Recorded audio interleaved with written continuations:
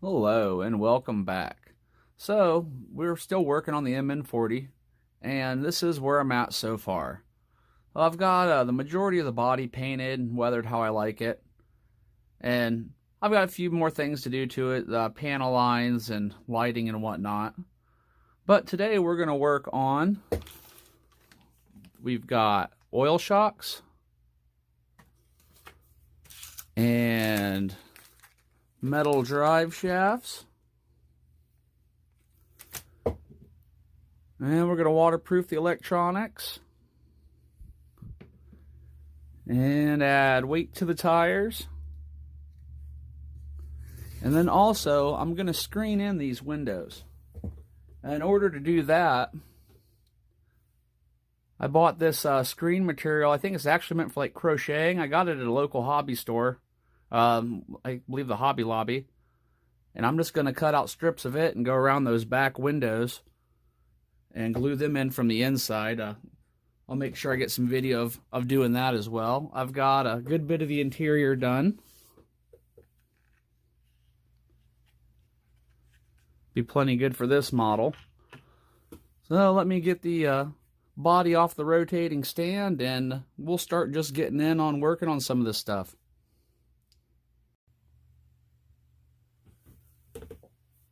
Alright, so I like to waterproof all my stuff. That way I can play in the creek bed or whatever. And what I use is this conformal coating. You can find it on Amazon, eBay. Just type in conformal coating. It'll come right up. And it's a really thick jelly stuff. And it's non-conductive, so you can put it right over top of your electronics and seal them in. I've already removed the screws from the receiver cap to get that exposed so we can coat it. And with the ESC, you just have to very carefully cut your coating off of it. And it can be, they've got it on pretty tight from the factory.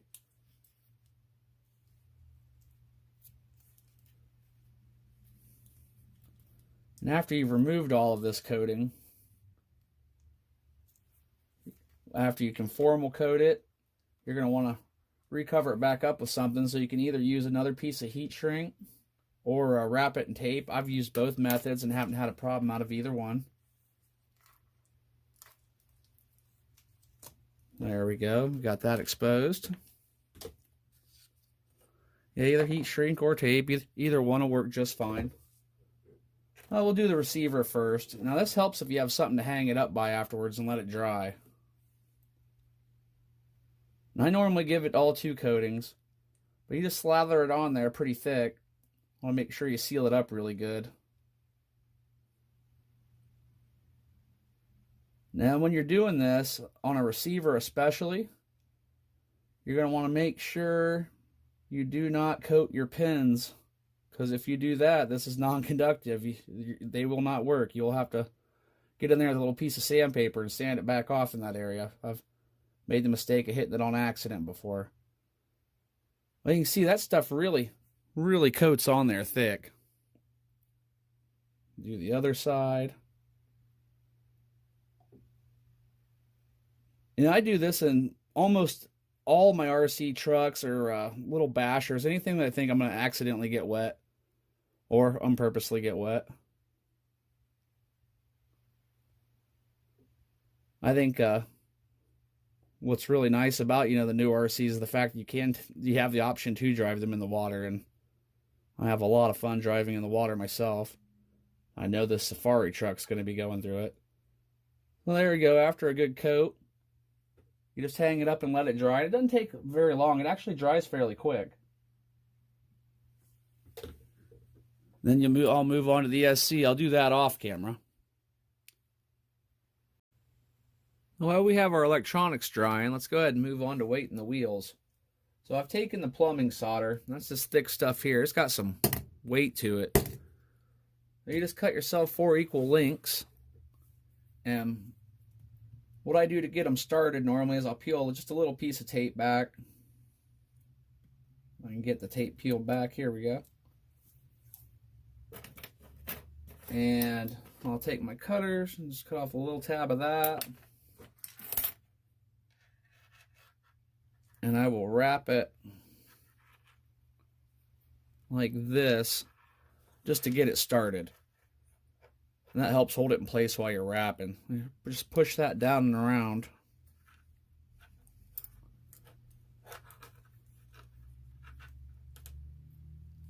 And then just start working your way around, wrapping her up.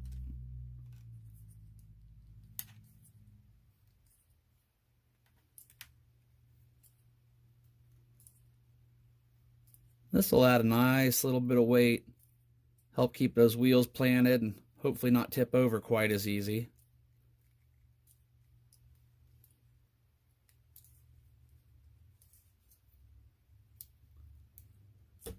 Now that we've got that wrapped up,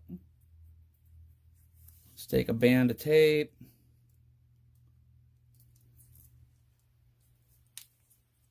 and stretch her right on around.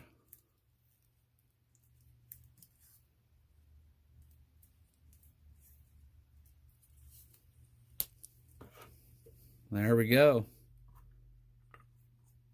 Back in your tire.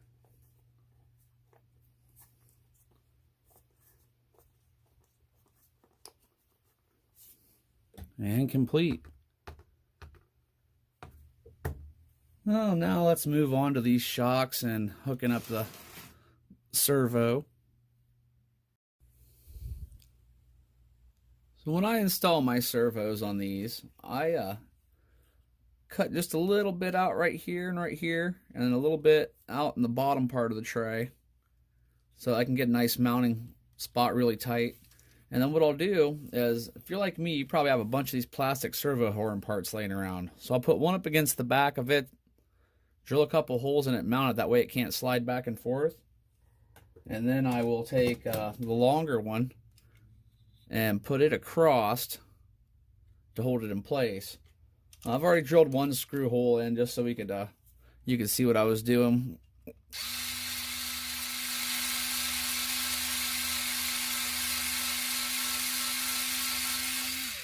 This plastic drill is pretty easy.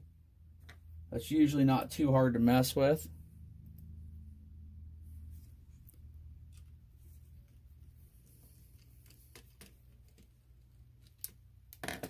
There, that doesn't wiggle back and forth. Let's see about getting one across.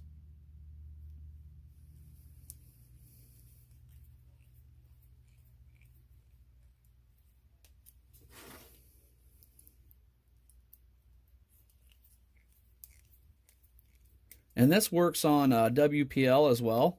That's how I've actually mounted all the servos on my WPL trucks.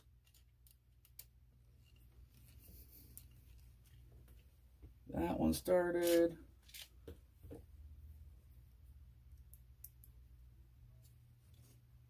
And these servo horns, they line up pretty much perfectly.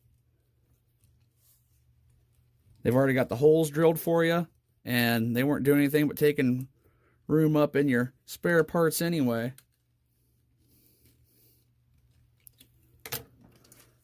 There you have it. That is a pretty securely mounted servo.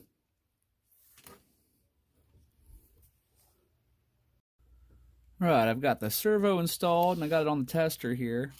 So something I did notice, you see these little bumps here?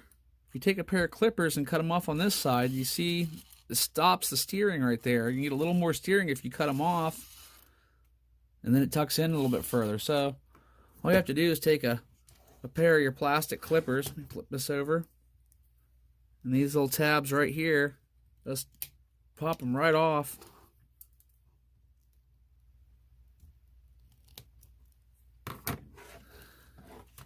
And you get a little bit more steering, which is pretty handy in these little rigs.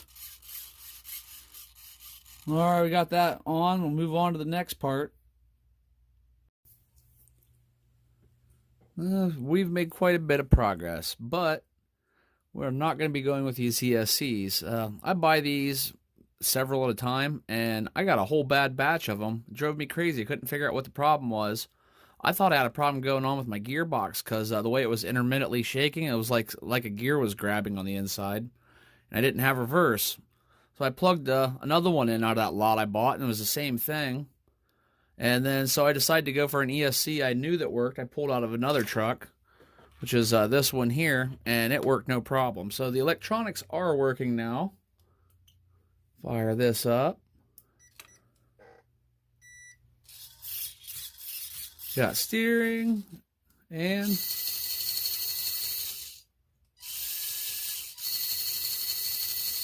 throttle's good. So I'll show you what I've done in order to get to where I'm at now. Turn this off. So I've got a 60 amp ESC, fly sky receiver, and I just soldered them to the back of the motor. And then with these shocks, what I did, these were your standard shock mounts. I went back at an angle on each one of them, brought this one forwards and this one backwards, and went to the next body mounting post. And that gives me a bit more articulation. So I went with that.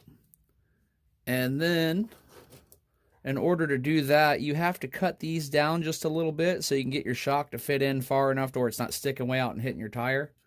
So I just cut those little plastic pegs that stick up with a hacksaw and then filed them until they're pretty flat.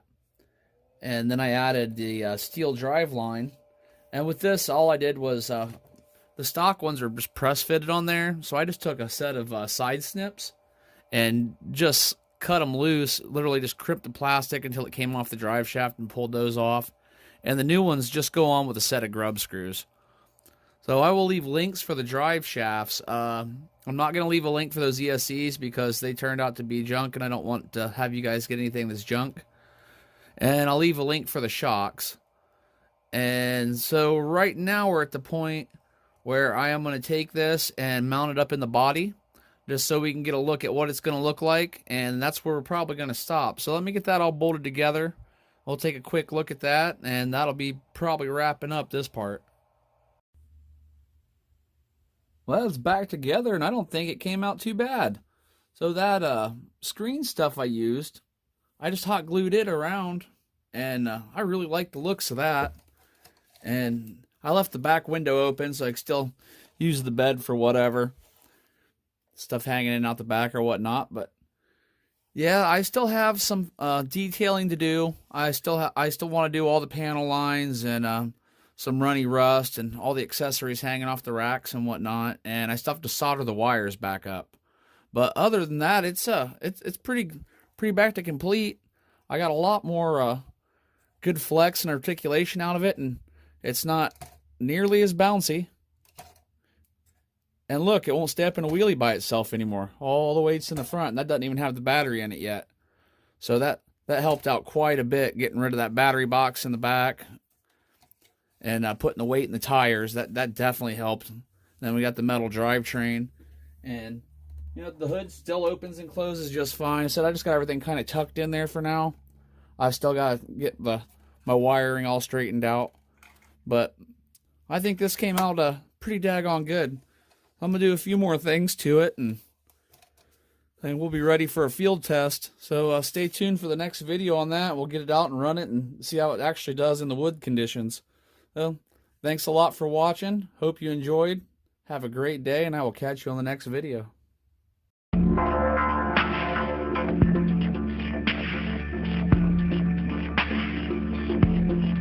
Yeah.